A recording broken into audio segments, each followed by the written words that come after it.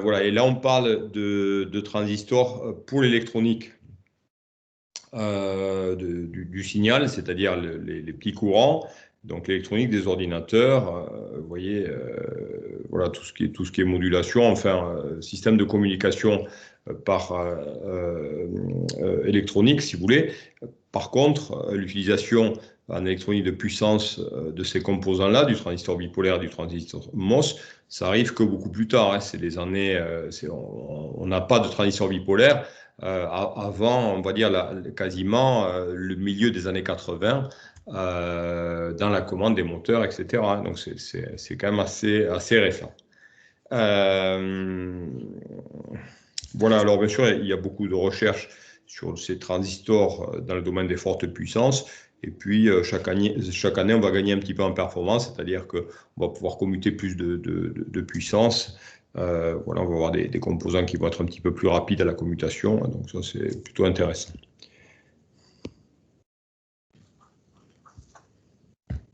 Voilà, alors en fait, un composant d'électronique de puissance, c'est un interrupteur. Alors, un interrupteur qui n'a pas besoin d'être commandé dans le cas de la diode, ou un interrupteur qui doit être commandé à la fermeture et à l'ouverture dans le cas du transistor. Donc, on va, si vous voulez, nous, dans les applications, comment faire? On va considérer que ce sont des transistors idéaux, c'est-à-dire que lorsque l'interrupteur, le composant est fermé et qu'il est apte à laisser passer le courant, il se comporte vraiment comme un fil. Et lorsque le composant est bloqué, il se comporte véritablement comme un circuit ouvert.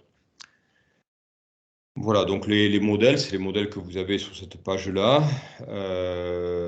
Donc V, lorsqu'il est passé en V égale 0, I est différent de 0. Et lorsque l'interrupteur est ouvert, V est différent de 0, puisque voilà, c'est un interrupteur ouvert, donc il supporte l'intégralité de la tension, et le courant I est égal à 0. Alors, quelques composants avec les performances actuelles.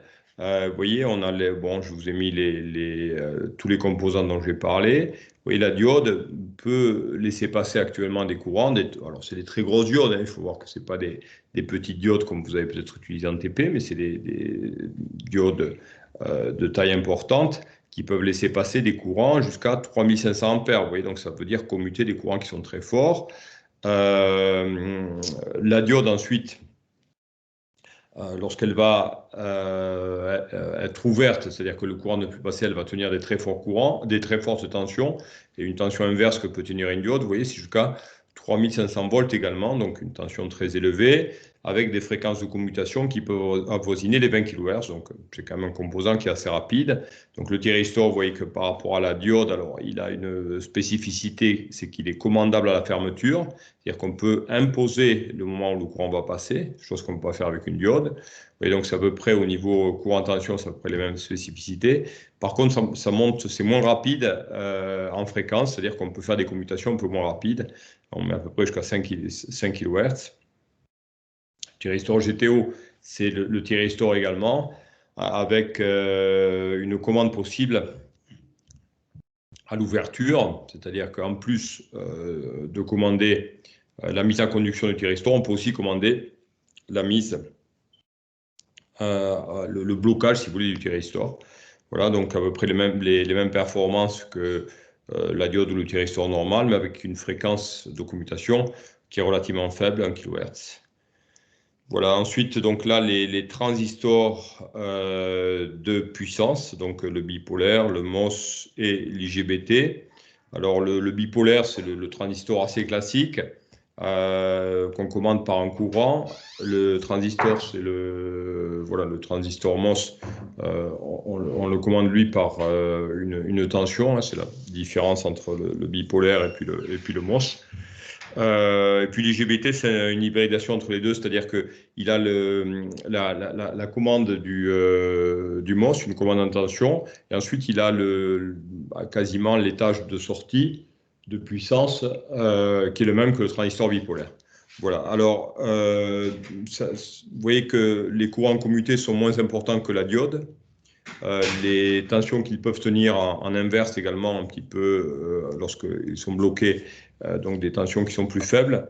Voilà, au niveau des fréquences de commande, donc vous voyez le plus faible, ce serait le bipolaire.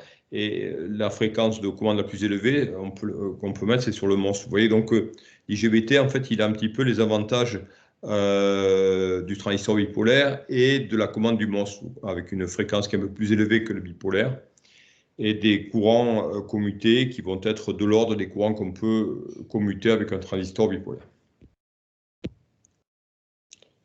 Voilà, donc là, vous avez donc... alors, la caractéristique de la diode parfaite. Donc, la diode, elle est constituée d'une anode. Alors, il y a 2 électrodes, une anode, une cathode. Le symbole, vous voyez, donc vous avez une petite flèche qui vous indique le sens du courant, une barre qui vous indique le sens où le courant peut passer. Donc, le petit triangle, ça correspond à ce qu'on appelle l'anode de la diode, la barre à la cathode de la diode. Alors, la propriété essentielle de la diode, c'est qu'elle laisse passer le courant dans un sens de l'anode vers la cathode. Elle le laisse passer naturellement.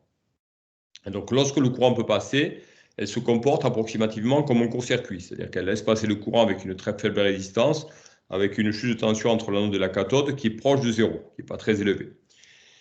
Et ensuite, par contre, la diode va se bloquer si on applique une tension négative entre anode et cathode. Et elle se bloque également lorsque le courant direct, un courant dans le sens anode-cathode, va s'éteindre. Vous voyez, dès que le courant I passe à 0, la diode s'ouvre, on dit qu'elle est bloquée. Elle est dans ce cas-là équivalente à un interrupteur qui est ouvert. Monsieur? Oui, je vous écoute. Juste une question, j'ai un peu du mal à appréhender le schéma là, à droite. Ouais.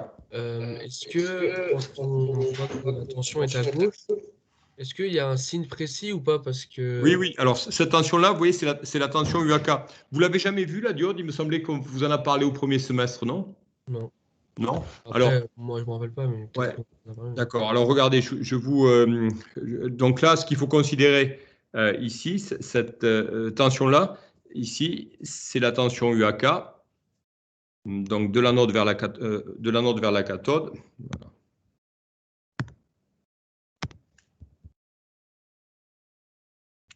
Donc là, tension UAK. Et ici, c'est le courant dans le sens de l'anode vers la cathode. Hein, vous voyez, anode vers cathode, sinon il ne passe pas. Alors, qu'est-ce que ça veut dire? En rouge, vous voyez, tant que la tension UAK est négative, le courant ne peut pas passer. Donc, vous voyez, I égale 0, tant que U négatif. Voilà, donc ici, c'est le modèle de l'interrupteur ouvert. Ce que vous avez là, ici, interrupteur ouvert entre anode et cathode. Voilà. Et lorsque le courant direct est dans le sens de l'anode vers la cathode, il passe. D'accord? Et ici, votre composant se comporte comme un circuit fermé. Voilà, vous avez ça. D'accord? Donc, le courant, en fait, la propriété de la diode, c'est que le courant ne peut passer que dans un sens, dans le sens de l'anode vers la cathode. Alors, le schéma est assez bien fait dans le sens de la flèche, en fait. Si on essaie de faire passer un courant direct positif de la cathode vers l'anode, vous voyez, ben, vous pouvez vous dire, il est bloqué par la barre du symbole. La barre verticale bloque le courant. Ok, merci. Je viens de comprendre. Je m'étais embrouillé en fait, c'est pour ça. Merci beaucoup. Voilà, si vous voulez, pour résumer, les électrotechniciens ils disent que la diode, c'est un composant qui est non commandé, parce que la mise en conduction ou le blocage de la diode se fait naturellement. Et par contre, il est unidirectionnel en courant. Le courant peut passer que dans le sens de l'anode vers la cathode. Point barre, grosso modo, c'est ça le fonctionnement de la diode. Elle laisse passer le courant uniquement dans un sens de l'anode vers la cathode. Voilà, si on essaie ensuite, dès que le courant s'éteint, il passe par 0, la diode elle s'ouvre comme un interrupteur qui s'ouvrirait, et si je mets une tension aussi négative entre anode et cathode, la diode est ouverte, elle se comporte comme un circuit ouvert. Voilà, donc le comportement assez simple. Alors, de la diode idéale, dès qu'on regarde un petit peu les défauts de la diode, ça devient un petit peu plus délicat.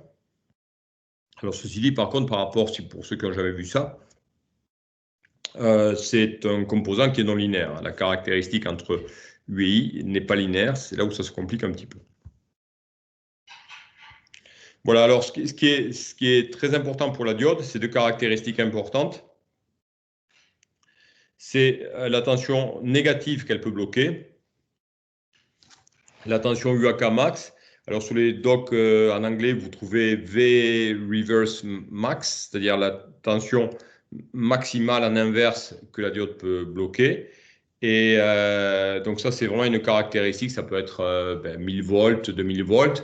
Ça peut être quelques centaines de volts. Et pour les petites diodes que vous avez en TP, ça peut être une dizaine de volts, pas plus. Sinon, ça risque de les griller. Mais les diodes que vous avez en TP, ce n'est pas des diodes de puissance. Et ensuite, il y a le courant max que la diode elle peut admettre.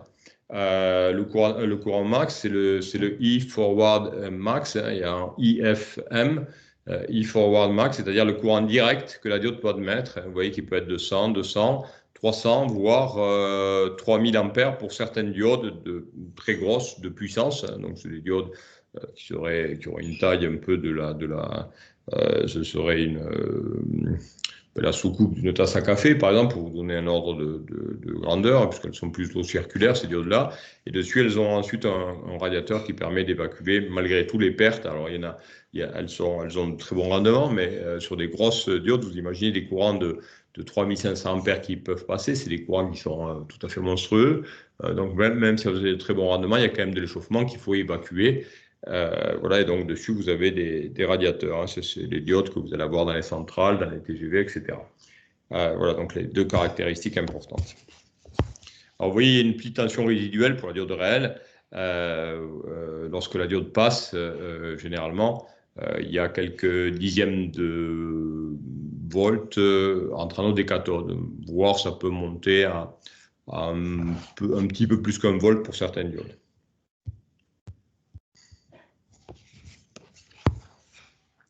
Alors, ensuite, vous avez vu dans les années 70, il est apparu un composant qui est une espèce de diode qui peut être commandé à la fermeture.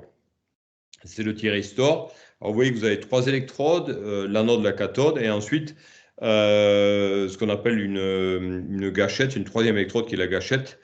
Voilà, ça fait penser un petit peu à la gâchette du pistolet, si vous voulez. Donc, lorsqu'on envoie des impulsions de courant sur la gâchette et que le courant est dans le bon sens, c'est-à-dire le courant de l'anode vers la cathode, alors la diode, le thyristor, va laisser passer le courant. Donc, le thyristor se ferme et il laisse passer le courant. Alors que s'il n'y a pas les impulsions de gâchette, même si le courant est dans le bon sens, la diode, vous voyez, reste ouverte. C'est-à-dire qu'on suit la caractéristique en rouge. Il faut les impulsions de gâchette ensuite pour que le courant puisse passer, même si la tension est positive et même si le courant est dans le bon sens.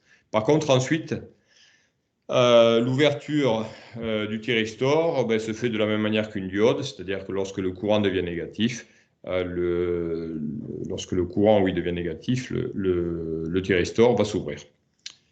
Voilà un petit peu pour le fonctionnement du thyristor extrêmement simplifié. Voilà, donc c'est une diode avec une troisième électrode qui est l'électrode de commande et qui permet de mettre en conduction le thyristor. C'est-à-dire qu'en plus du courant dans le bon sens de l'anode vers la cathode, il faut des impulsions sur la gâchette pour le mettre en conduction. Alors bien sûr, ces impulsions, ensuite, vous avez un circuit qui envoie ces impulsions, un circuit de commande. Donc ce sont des impulsions de départ. Une fois que la conduction du thyristor est enclenchée, c'est plus nécessaire d'envoyer ces impulsions sur la gâchette. Le courant passe comme dans une diode. D'accord ? Voilà, donc c'est ce qui est écrit juste en bas, l'amorçage. Donc la tension côté puissance généralement est positive entre anode et cathode. Le courant, il doit y avoir des impulsions sur la gâchette du courant, et donc là, des impulsions de courant sur la gâchette. Donc, vous voyez, sur la gâchette, le courant, bien sûr, est différent du courant qu'on veut faire passer. Le courant sur la gâchette, généralement, c'est un petit courant de commande, alors que le courant qui va passer dans notre cathode, pour un thyristor de puissance, c'est un fort courant, d'accord ? Donc, pour le mettre en conduction, donc, impulsion de courant sur la gâchette et ensuite un courant positif dans le sens de notre cathode et le thyristor va passer. Donc, lorsque le thyristor amorcé il se met à conduire, la tension UAK est proche de zéro, on est proche de l'interrupteur fermé. vous avez un courant direct qui s'établit, donc un I qui est positif, comme dans une diode. Et le blocage du thyristor se fait de la même manière que dans la diode. C'est-à-dire qu'il suffit que le courant direct entre notre cathode s'annule, ou qu'on applique une tension entre UAK négative, et dans ce cas-là, le thyristor s'ouvre, ça devient l'équivalent de l'interrupteur ouvert. Alors, un thyristor n'est jamais parfait, hein. Le thyristor L, comme pour la diode, on a une tension quand il conduit entre anode et cathode qui est proche de 1. Voilà. Et dans les années ensuite, alors est-ce qu'on en parle ici? Ouais, non, j'en parle pas. Alors, dans les années 70, on a réalisé avec le thyristor, enfin en tout cas pas moi, mais les physiciens de l'époque, si vous voulez, ils ont réussi à réaliser des thyristors qui étaient commandés à la fois à l'ouverture, à la fermeture et à la fois à l'ouverture. C'est-à-dire que l'ouverture pouvait se faire également par l'envoi d'impulsion sur la gâchette, voilà, qui permettait de dire au thyristor, même si le courant est dans le sens direct, on ouvre quand même l'interrupteur, c'est-à-dire qu'on ne laisse plus passer le courant, et ça, en envoyant des impulsions également de commande sur la gâchette. Voilà, donc ça, c'était les thyristors GTO, Gate, Turn Off. Voilà, donc nous, les thyristors, cette année-là, on n'en parle pas trop, puisqu'on ne fait pas le redressement commandé. On les trouve dans le redressement commandé. Et le thyristor est malgré tout de moins en moins employé, puisque un transistor, généralement, actuel, il est quasiment aussi performant qu'un thyristor en termes de courant direct, et puis de tensions qui peuvent être tenues lorsque le transistor est bloqué. Et l'intérêt du transistor par rapport au thyristor, c'est qu'il y a la possibilité de le commander à l'ouverture et à la fermeture. Excusez-moi. Alors, voilà, ce qui nous intéressait nous surtout et qui est voilà, vraiment le composant qu'on va retrouver partout lorsqu'on fait du traitement du signal, donc dans l'électronique de basse puissance, et ensuite lorsqu'on fait de la commande de machine, donc en électronique de puissance. Donc c'est véritablement le transistor, donc qui a vraiment révolutionné. Alors il a commencé d'abord à révolutionner après-guerre en 48. Le brevet du transistor bipolaire a été déposé en 48, et ça a été un brevet qui a été rendu public. C'est pour ça que voilà, tous les constructeurs qui faisaient du tube à diode avant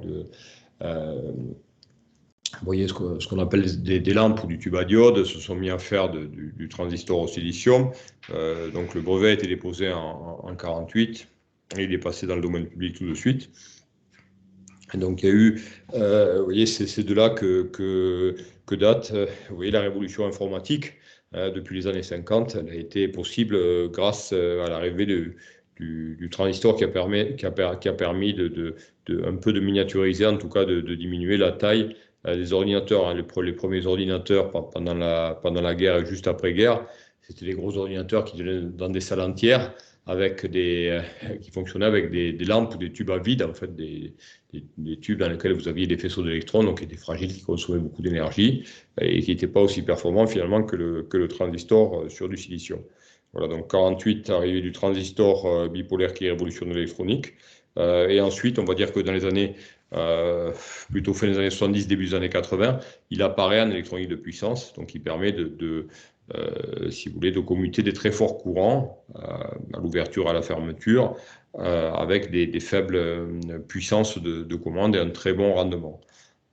Voilà. Alors, le gros avantage du transistor, c'est que c'est un interrupteur qui est commandable à l'ouverture et à la fermeture. C'est ça qui est beaucoup plus intéressant que le thyristor seul. Si vous voulez, c'est l'équivalent d'un thyristor GTO, mais sans qu'il y ait sans qu'on rajoute, si vous voulez, un circuit de blocage comme on a fait sur le GTO. Là, c'est directement, de par son fonctionnement, on a déjà l'interrupteur qui est, en tout cas pour le transistor, c'est déjà l'interrupteur commandable à l'ouverture et à la fermeture. Voilà, alors là, vous avez donc le symbole du transistor bipolaire de type NPN. Alors le transistor bipolaire de type NPN, Ça signifie que le courant, en fait, alors vous avez des PNP, vous avez des NPN. NPN, ça signifie que le courant de commande, c'est le courant de base et que le courant de base est positif dans le sens de la base vers l'électrode et du coup qu'il va pouvoir circuler un courant positif de C vers E du collecteur vers l'émetteur. Voilà. Donc le transistor bipolaire, il est constitué alors d'un collecteur de 3 électrodes. C, c'est le collecteur, E, l'émetteur, et B, la base. Alors, la base, c'est de là que se fait la commande. C'est sur la base, hein, ça correspond à un petit peu la base, elle correspond à la gâchette du thyristor. Donc là, côté base, on va avoir des courants faibles, d'accord? Ici, on va avoir un courant de base qui est dans ce sens-là sur un transistor bipolaire. Le IB est faible, donc vous allez avoir un IB qui est très inférieur au courant IC. Donc le courant IC, c'est le courant qui va circuler du collecteur vers l'émetteur lorsque le transistor est fermé. D'accord? Donc là, on va trouver un IE qui est voisin de IC. Voilà. Pour vous dire à peu près, vous avez à peu près un rapport de 100 entre le courant de base et le courant de collecteur. D'accord? Donc le courant de collecteur, c'est le courant à commuter. C'est le courant qui va permettre d'alimenter un appareil qu'on va laisser passer ou qu'on va bloquer.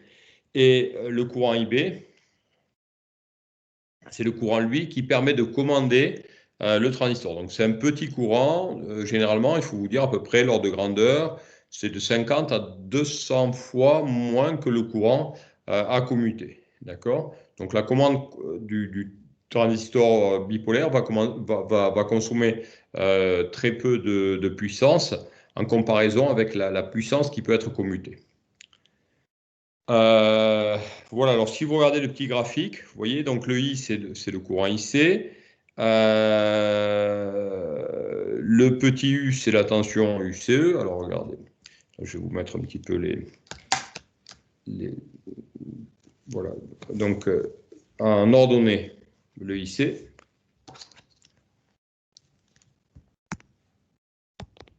Vous avez IC et en abscisse, vous avez la tension UCE.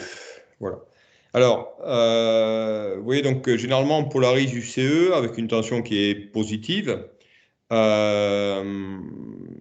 Et tant qu'il n'y a pas eu d'impulsion, pas une impulsion, mais carrément un courant sur la base, vous voyez, IB, le courant ne peut pas passer entre le collecteur et l'émetteur. Voilà. Et donc, c'est par application d'un courant dans la base, donc d'un petit courant, que l'interrupteur va se fermer entre le collecteur et l'émetteur et que le courant IC va pouvoir passer du collecteur vers l'émetteur. D'accord? Et ensuite, ben, si je coupe le courant ou si je mets un courant négatif sur la base, hein, vous voyez, je coupe le courant, je fais un IB égale 0, et là, l'interrupteur entre le collecteur et l'émetteur va s'ouvrir, et le courant IC ne pourra plus passer, et ça malgré le fait que la tension ben, UC augmente. On aura un UC qui va augmenter, qui va devenir positif, sans que le courant ne puisse passer, le courant de collecteur ne puisse passer du collecteur vers l'émetteur. D'accord?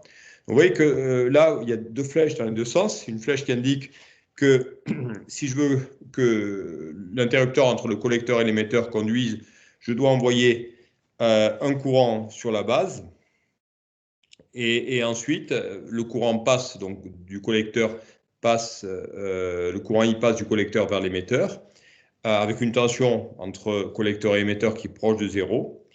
Et ensuite, si je veux bloquer le courant entre le collecteur et l'émetteur, je dois envoyer un courant nul sur la base ou un courant négatif, par exemple, sur la base. Et dans ce cas-là, vous voyez, l'interrupteur va se bloquer entre collecteur et émetteur. Le courant ne pourra plus passer. Vous voyez, j'ai beau augmenter la tension ou la diminuer. Le courant, en tout cas, ne peut plus passer entre le collecteur et l'émetteur.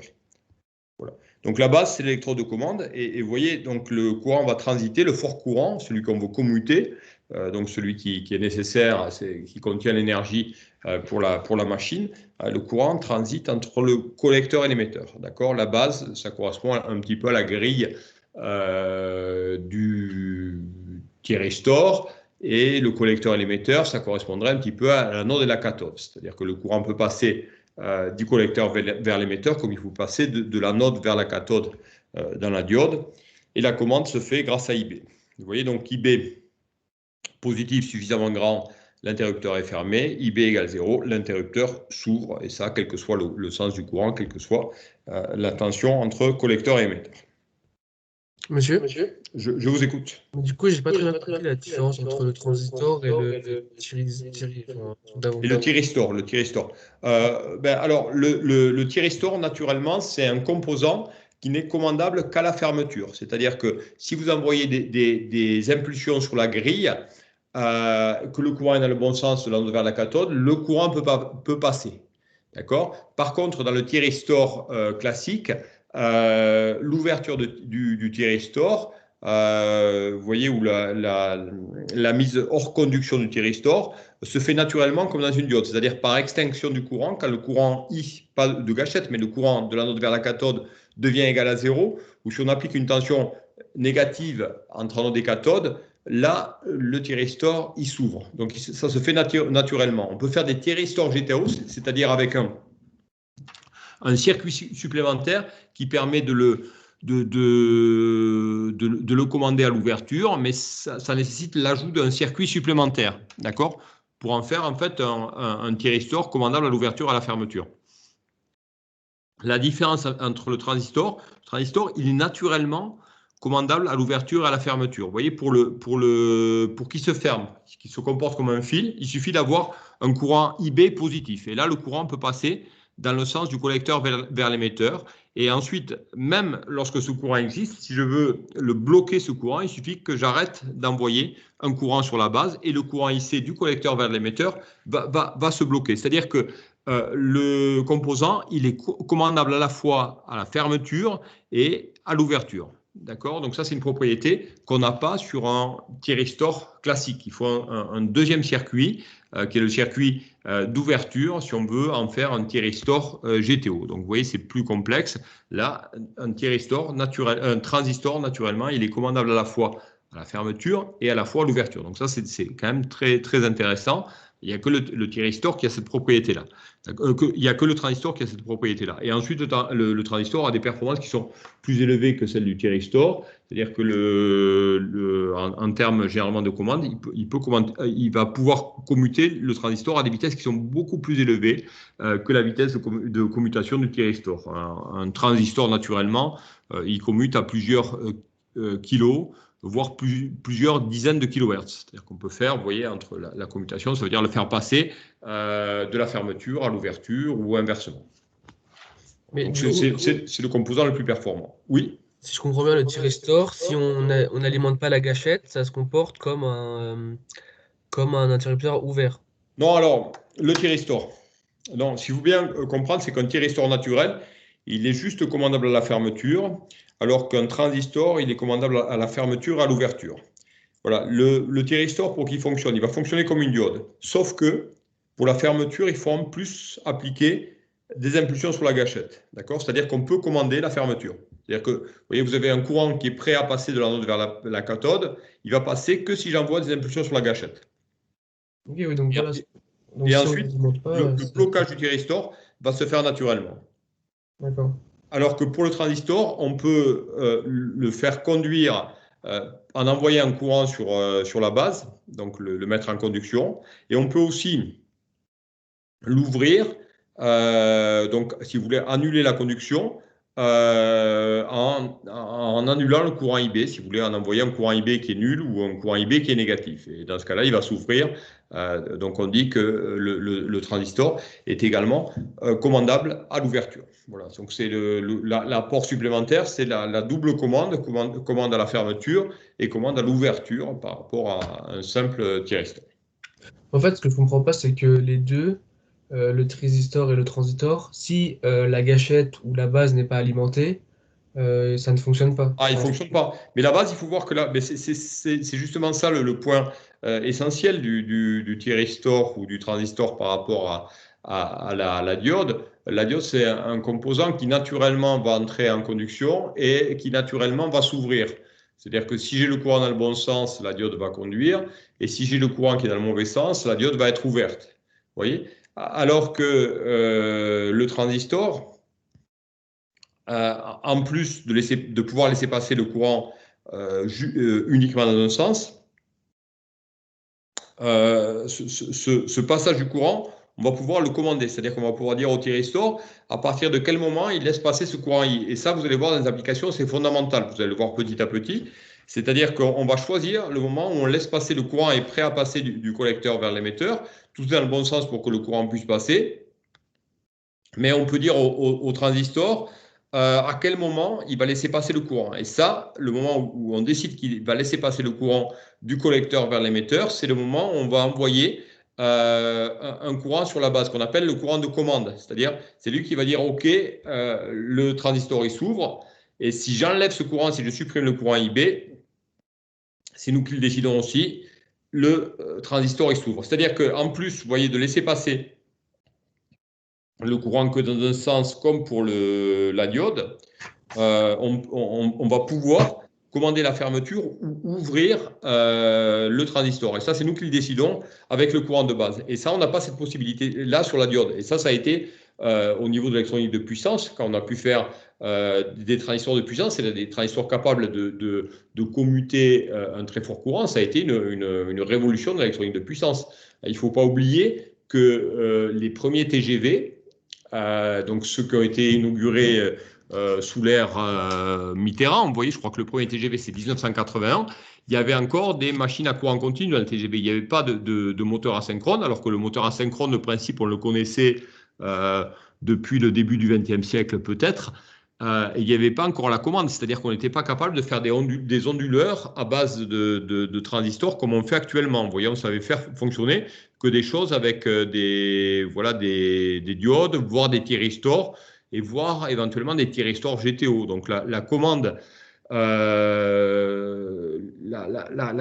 commande qu'on savait faire, c'est vraiment la commande des machines à courant continu. Donc vous voyez, ça reste des technologies, il faut voir, c'est vraiment des technologies qui sont récentes. Hein. Vous voyez l'onduleur avec des transistors de puissance, c'est des choses qu'on maîtrise, on va dire, depuis la fin des années 80 à peu près. Voilà, donc ça a été un apport, vous voyez, d'avoir un transistor de très forte puissance commandable à l'ouverture et à la fermeture, ça a été un apport très grand pour la commande des machines. C'est grâce à ces transistors-là, aux transistors IGBT, qu'on sait commander des moteurs synchrones et des moteurs asynchrones. Vous voyez, autant la technologie des moteurs électriques, elle est connue depuis très longtemps, autant la commande avec des transistors, elle est relativement récente. On va dire que c'est des choses qui ont, les années 90, combien ça fait une trentaine d'années, c'est connu depuis une trentaine d'années, et il y a des progrès qui sont faits encore tous les ans sur ces composants-là. Vous voyez, donc voilà, donc voilà, avoir un composant commandable à la fermeture et à l'ouverture, c'est quelque chose de fondamental ensuite pour toutes les fonctions qu'on doit avoir en électronique de puissance. Mais dans ce cas-là, pourquoi le thyristor, on ne dit pas qu'il est commandable à l'ouverture, alors qu'il suffirait juste de ne pas alimenter la gâchette? Non, non, et non, non, non, non, parce que le thyristor, si vous alimentez la gâchette, le courant va se mettre à passer, et ensuite vous arrêtez d'alimenter la gâchette, le courant passe toujours. Voilà. C'est pas, vous voyez, c'est ça, c'est différent du transistor. C'est-à-dire que lorsque j'arrête d'envoyer des impulsions sur la gâchette, le thyristor reste conducteur. Vous voyez, c'est le fait que le courant s'arrête qui va réouvrir, il va se réouvrir naturellement comme une diode.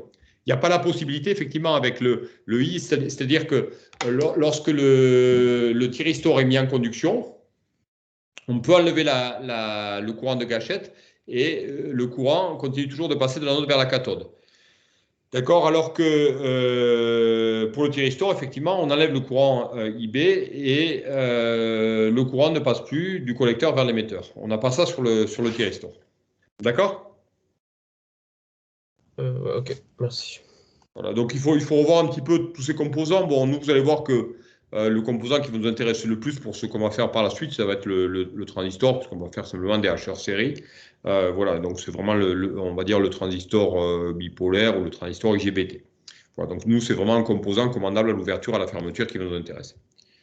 voilà, le thyristor, on ne le fait plus. Avant, on en parlait un petit peu dans ce cours-là, pour faire du redressement commandé, mais on n'en parle plus. On a remplacé ça par le vacheur, la commande de la machine.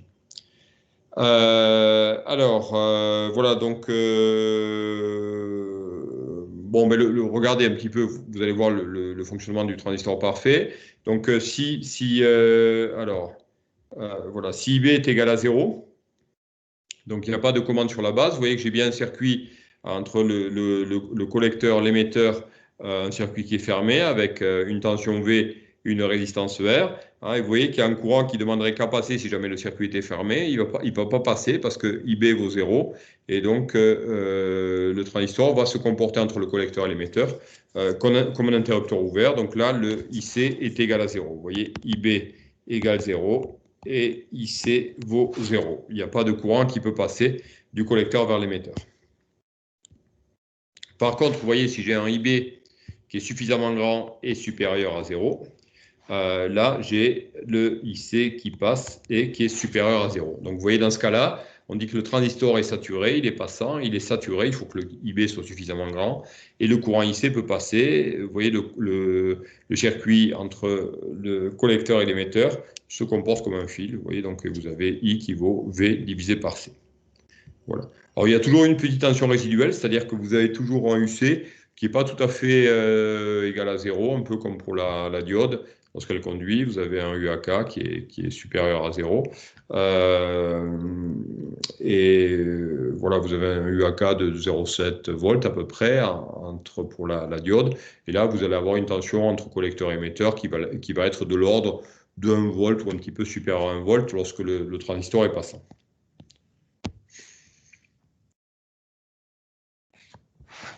Voilà, donc ça c'est le... Alors, donc voilà, et là ça c'est le cas lorsque...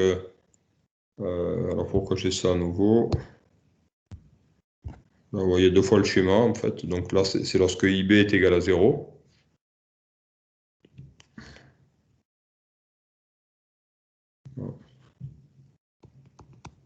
Donc si IB égale 0, le transistor se comporte comme un circuit ouvert.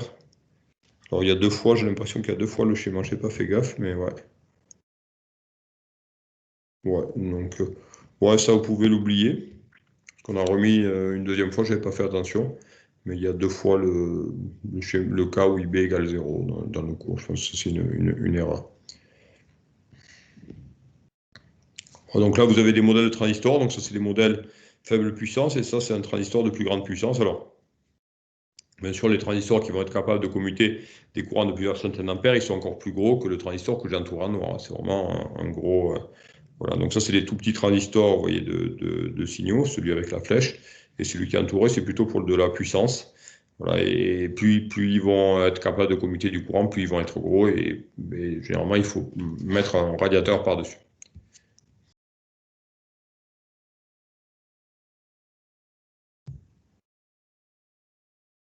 Voilà, alors, ce qu'il faut voir ensuite, bon, ce qu'on a voulu mettre ensuite, c'est un peu...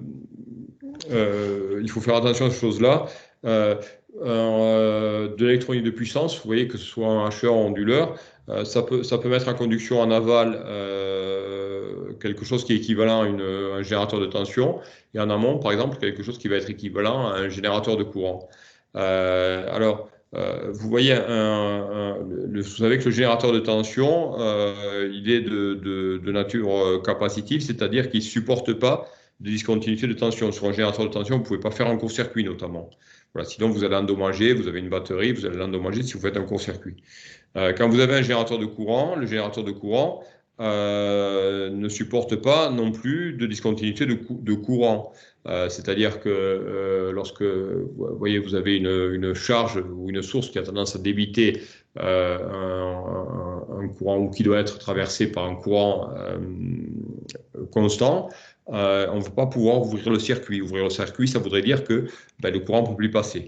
D'accord? Donc le générateur de courant ne supporte plus de discontinuité de courant. Donc on dit que c'est une charge qui est de nature inductive, hein, comme une inductance qui ne supporte pas non plus, qui cherche toujours à maintenir la continuité du courant.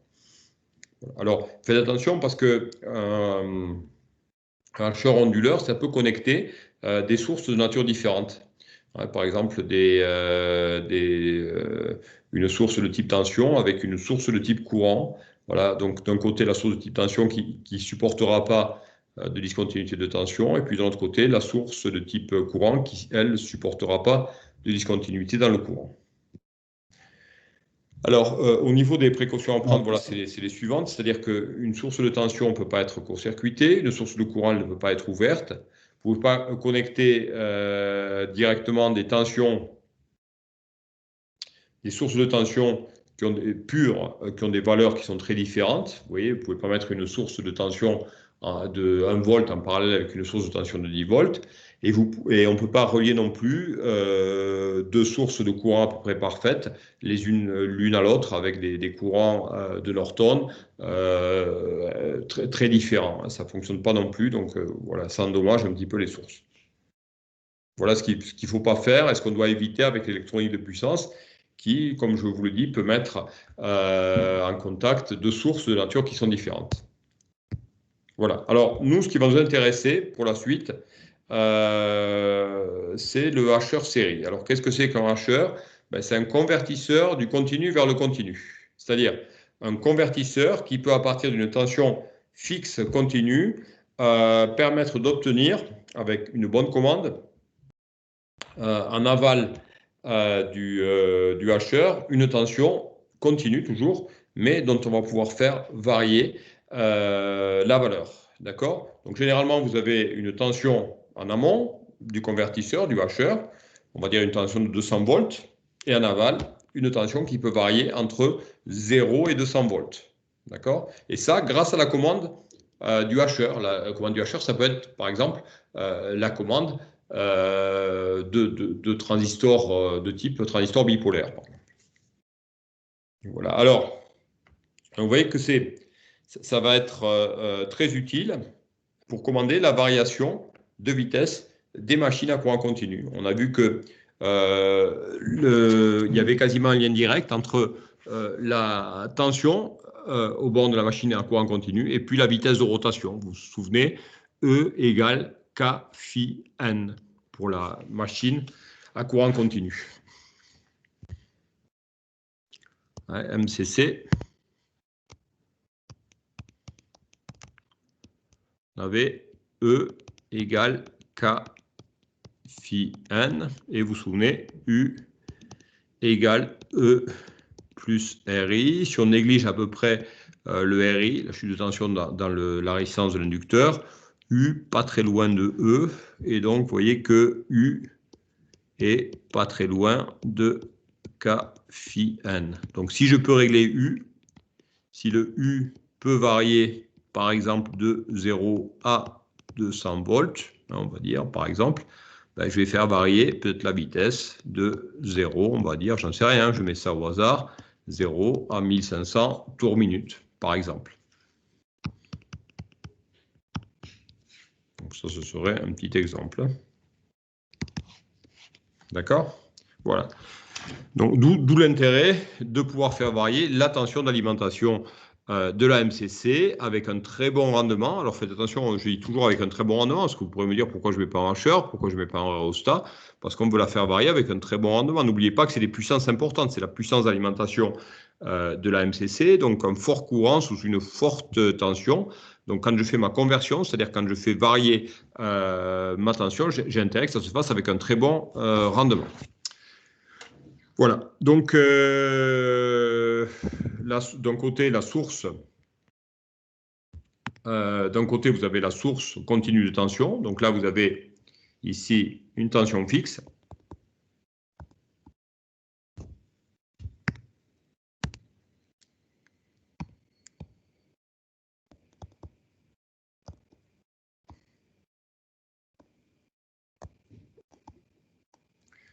Et ici, vous avez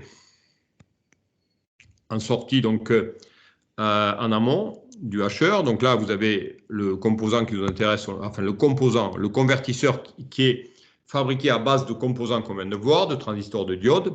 Vous l'avez ici. C'est ça le convertisseur. Ici, ça s'appelle le hacheur. Et en sortie du hacheur, vous allez vous retrouver ici, avec une tension continue.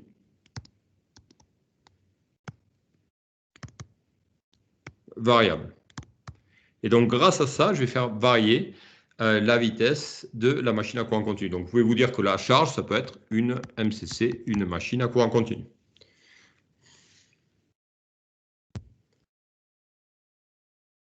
Alors, ce qui va être intéressant, c'est que le rendement du hacheur va être très bon. C'est-à-dire qu'on a souvent un rendement qui est supérieur à 98-99%. C'est que, vous voyez, les pertes du hacheur sont de, on va dire, moins de 1 ou 2%. Alors, on a des hacheurs qui sont uniquement qui peuvent être des hacheurs qui alimentent la MCC dans un seul cadran. Le cadran, vous vous souvenez, on avait 4 cadrans, hein, U positif, I positif, premier cadran. Ensuite, un U positif, un U négatif, un I positif, deuxième cadran, etc. Voilà, donc vous avez des hacheurs qui peuvent être jusqu'à 4 cadrans, c'est-à-dire vous avez des hacheurs qui vont pouvoir laisser passer un courant dans les deux sens, c'est-à-dire soit un courant positif, soit un courant négatif, suivant que la machine fonctionne en moteur ou en génératrice.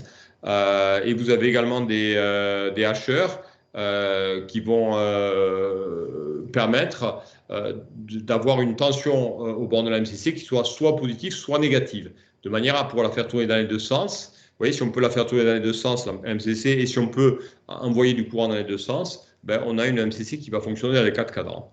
Voilà. Donc nous, dans le TD, on verra simplement des hacheurs qui fonctionnent dans un seul cadran.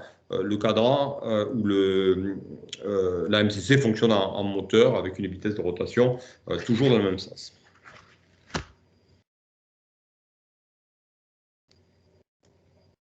Alors, vous voyez, au niveau des natures, je vous disais qu'un convertisseur peut connecter deux sources de nature différentes. Vous voyez, donc là, en amont, je vais avoir une source de type tension, donc la tension continue dont on veut faire varier la valeur. Et en aval, je vais avoir plutôt une source de type courant qui est finalement le courant qui va qui est l'équivalent de la MCC. Puisque dans la MCC, vous voyez, en fonction du couple qui va être demandé, par la MCC, je vais avoir un courant qui va être plus ou moins élevé. Voilà, donc côté en amont du hacheur, je ne pourrais pas avoir de discontinuité de tension, et puis en aval, on ne pourra pas avoir non plus de discontinuité de la tension, du courant, hein, puisqu'on a l'équivalent. Une MCC va demander à être alimenté par un courant qui est continu.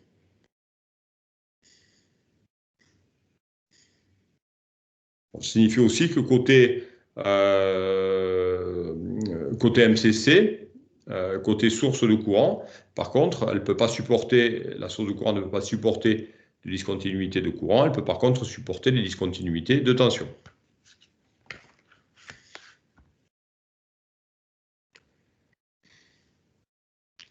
Alors, dans les hacheurs, on va trouver des diodes. Donc, le diode, c'est assez simple. Et ensuite, on va trouver, pour faire le hacheur lui-même, on va trouver des interrupteurs donc unidirectionnels en courant, mais qui sont commandables à la fermeture et à l'ouverture. Donc, c'est soit des thyristors GTO, donc nous, ça, on va plus ou moins oublier, ou soit des transistors. D'accord?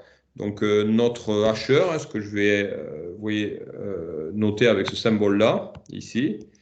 Donc, ça, c'est le symbole du hacheur. Ce sera plutôt pour nous un transistor.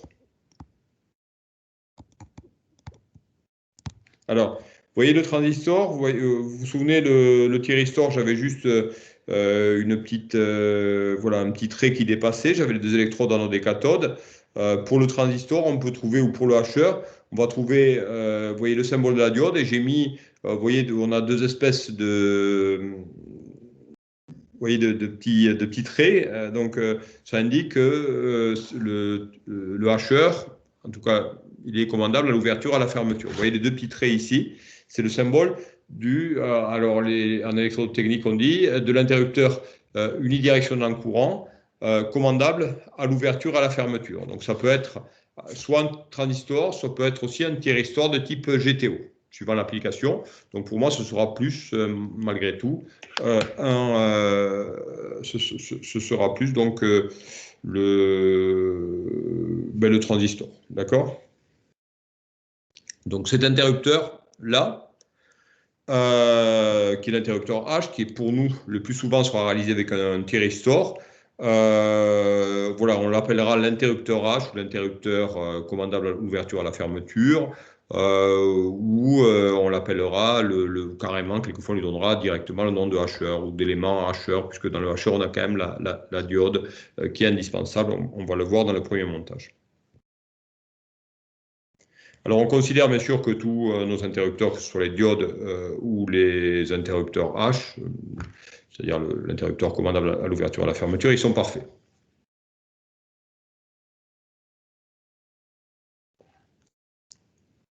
Voilà. Et ensuite, pour plus de facilité, on va se placer en régime de fonctionnement périodique établi.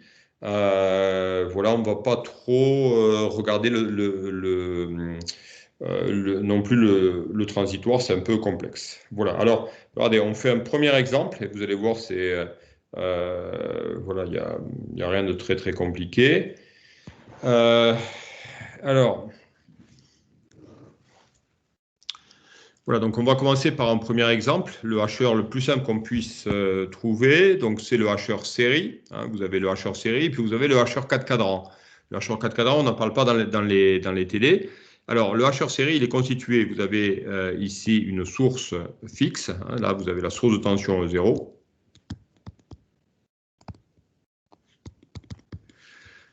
Vous avez ici le hacheur, l'élément hacheur.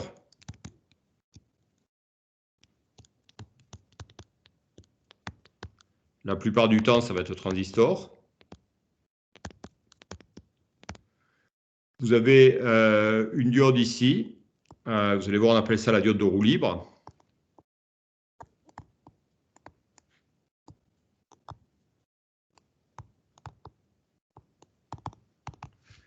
Voilà. Et puis après, vous avez la charge ici. Donc L et R, ça représente la charge. Donc là, vous pouvez vous dire une charge de type courant. Donc la DDP au bord de la charge, alors va être découpée. Et ensuite, ici, vous pouvez vous dire que ça va modéliser la MCC.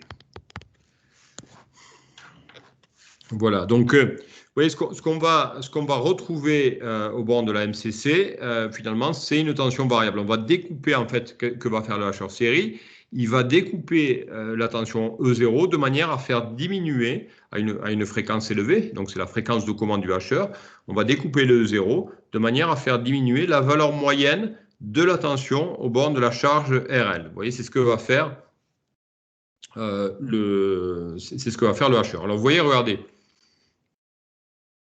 Bon, je ne sais pas si vous avez noté un peu ce que j'ai fait là, c'est un peu brouillon, mais bon.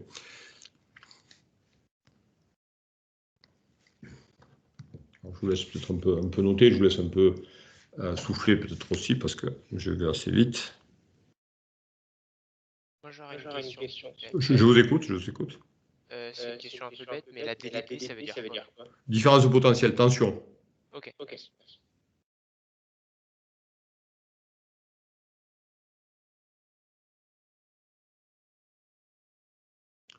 Voilà, je vous laisse noter, je vais vous...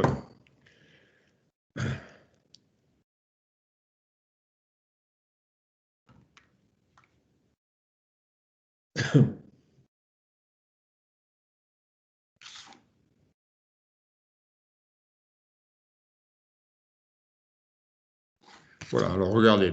Donc,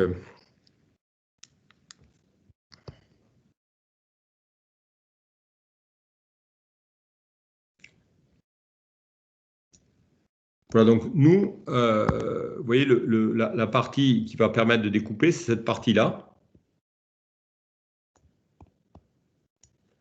Voilà, donc vous voyez que à gauche, donc en amont, vous voyez, j'ai une tension 0 qui est fixe. En aval, vous voyez, je vais avoir une tension U. Vous voyez la tension que je vais récupérer, la tension petit u, sa valeur moyenne, on va voir qu'elle va être comprise entre 0 et E0. Alors, pour ça, on va alimenter le hasher, l'élément, l'interrupteur commandable, ou l'élément hasher, c'est ce que j'appelle H, l'interrupteur H, si vous voulez, qui est commandable.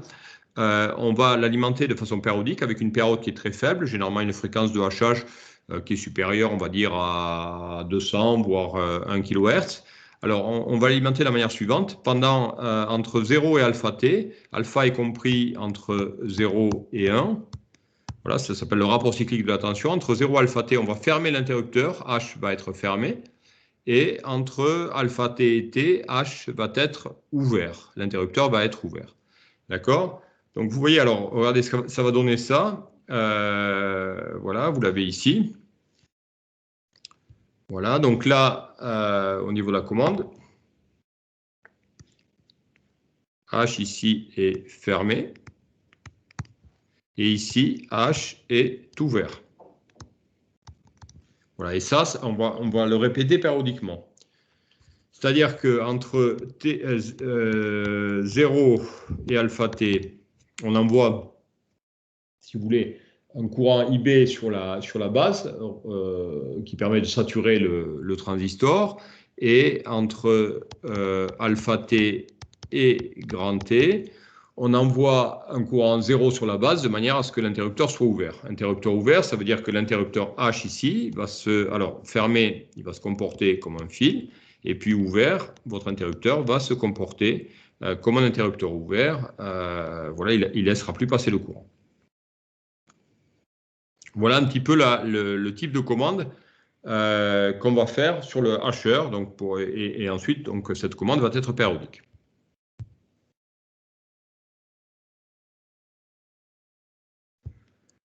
Alors, vous voyez, regardez, donc entre 0 et alpha t, on commande l'interrupteur à la fermeture, le courant peut passer. U de t, du coup, est égal à 0. Vous voyez, si le courant passe, la diode est bloquée. Le courant ne peut pas passer dans la diode. La diode est bloquée, c'est-à-dire que la diode va se comporter comme ça. Voilà. On peut effacer ici.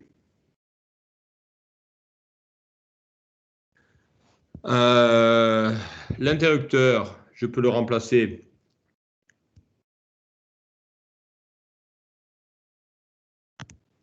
par un fil. Voilà, et vous voyez que du coup, je vais me retrouver. Alors, donc là, je suis dans le cas où H est fermé. Voilà, je me retrouve avec donc U de T qui est égal à E0, la diode D qui est bloquée, et puis pour le courant, j'ai l'équation différentielle suivante. Vous voyez, j'ai au bord de la bobine, j'ai LDI sur DT, au bord de la résistance RI. Donc j'ai le LDI sur DT plus RI qui est égal à E0. Hein, vous voyez, donc on va avoir la charge d'une bobine, si vous voulez, sous tension constante. Donc le courant va croître. Vous voyez que le régime permanent, j'aurais I de T égale à E0 sur R. D'accord?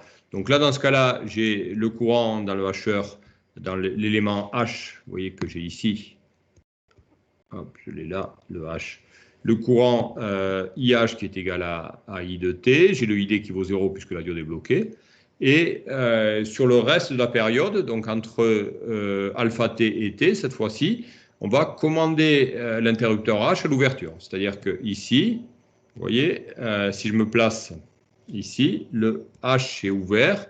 Donc, c'est-à-dire que là, vous avez IB qui est égal à 0, entre 0 et alpha t, on envoie un IB. Donc ça, c'est la commande qui fait ça. Vous avez un microcontrôleur qui envoie ces impulsions sur qui envoie le courant ou non sur la base de l'interrupteur. Donc là, vous avez IB qui est égal à 0. Bien sûr, là, on avait, dans ce cas-là, H est fermé, donc IB positif. Alors, qu'est-ce qui va se passer maintenant si H est ouvert? Alors, je vais refaire.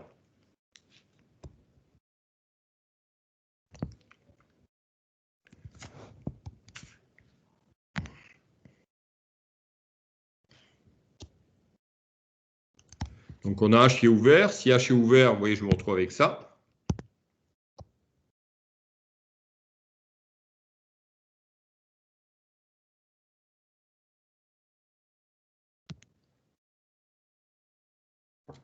Alors, si on se retrouve avec ça, vous voyez que la charge RL, qui est de type, une charge de type courant, il y a une bobine à l'intérieur, ça ne supporte pas de discontinuité de courant.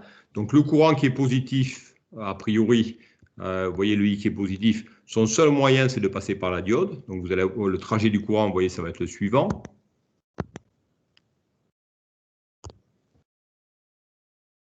Le courant, il va passer par la bobine, par la résistance. Et sa seule possibilité, comme l'interrupteur ouvert, c'est de passer par la diode. Vous voyez, il fait ça et il revient là.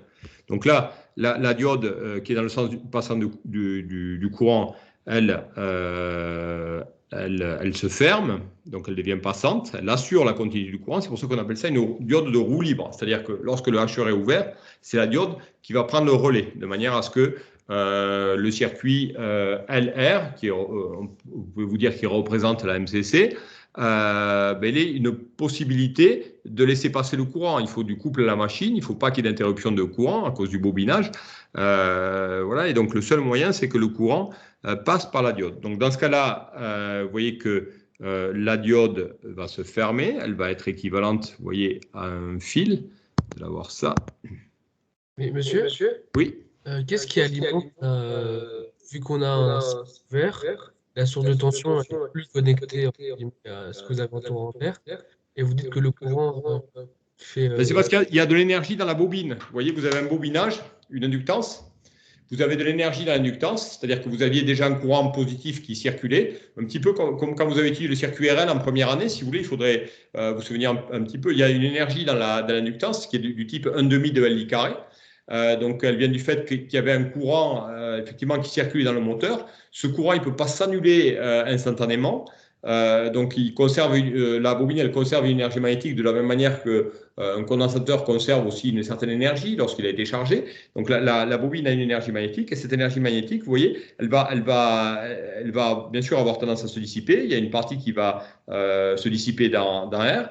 Et pour assurer la continuité de ce courant, il y a la diode. Donc, le courant passe dans la diode, se dissipe, si vous voulez, dans la résistance. Le courant va avoir tendance à diminuer. Et avant qu'il ne revienne à zéro, il va y avoir l'autre période d'alimentation du hacheur. Le hacheur va être à nouveau alimenté avec un courant de base qui est positif. Il va se remettre à conduire. Et donc là, à nouveau, on va retomber sur le premier circuit. La tension U de T va être égale à E0. Le courant va croître. Voilà, jusqu'à arriver à la fin de la deuxième alternance positive.